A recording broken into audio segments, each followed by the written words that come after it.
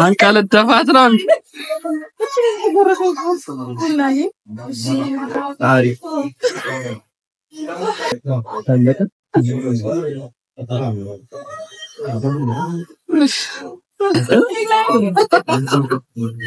ሊጠበት ይችላል አይና ሰላም እንዴት ናችሁ? ኤላ ሪቪው ነኝ። ያው ዩቲዩብ ላይ እንግዲህ በተደጋጋሚ እየመጣን ነው።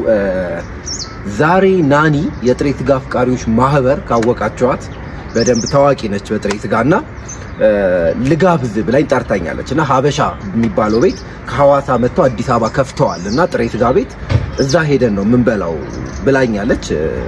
ገና ከቤት እየወጣሁኝ ነው እኔ። እስቲ እንሂድና የሚሆነውን አብረን እንይ ያለው እንዳለ ከሷ ጋር ስንበላ ምናምን ኤቭሪቲንግ ገርጃ ታያችኋለሁ። ሀበሻ ማለት ቦሌ ስካይላይት ጀርባ ነው ያለው። እንትን ከሐዋሳ መጥተው ነው እዚህ የከፈቱት። በጣም የሚያምር ቤት ነው። ካልጋበዝኩ ብላ ኦሬዲ ደውላልኝ ነበረ። ግብዣ በደስታ ነው የምቀበለው። እሺ ብያለሁ። እኔም ወደ ሀበሻ ልንሄድ ነው። ይመቻችሁ። ሰብስክራይብ ማድረጋችሁ እንዳትረሱ። ይመቻችሁ። ሰዓቴን አክብሬ ይሄው ሀበሻ ቁርጥ ቦሌ ስካይላይት ጀርባ የሚገኘው ተገኝቻለሁ።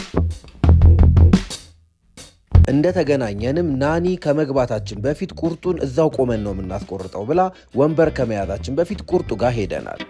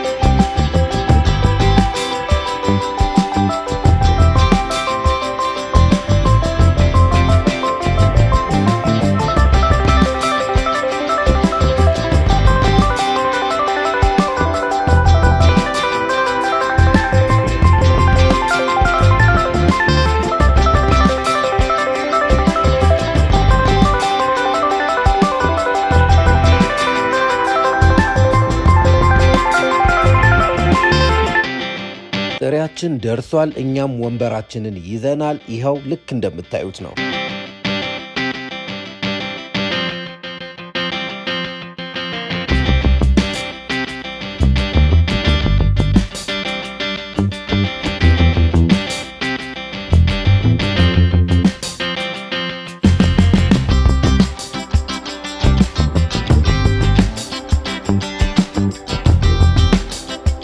ያው እንደምታውቁት ናኒ ጥሬ ስጋ አፍቃሪዎች ማህበር በሚል በፌስቡክ እና በቲክቶክ አካውንት ታውቋታላችሁ።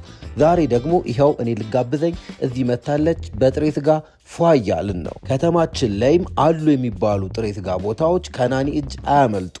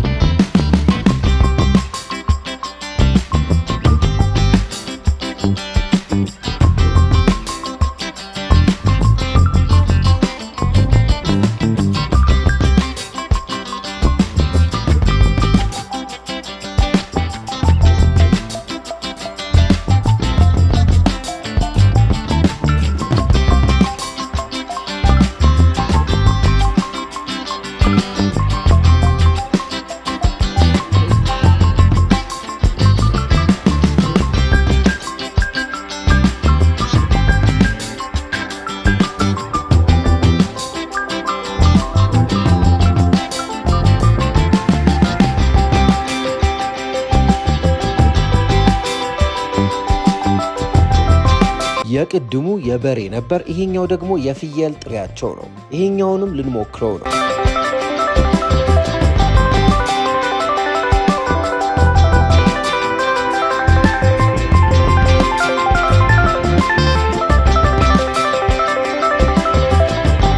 ቡናቸው ካቀራረቡ ጀምሮ እስከ ጣዕሙ አንደኛ ነው እውነት ሞክሩት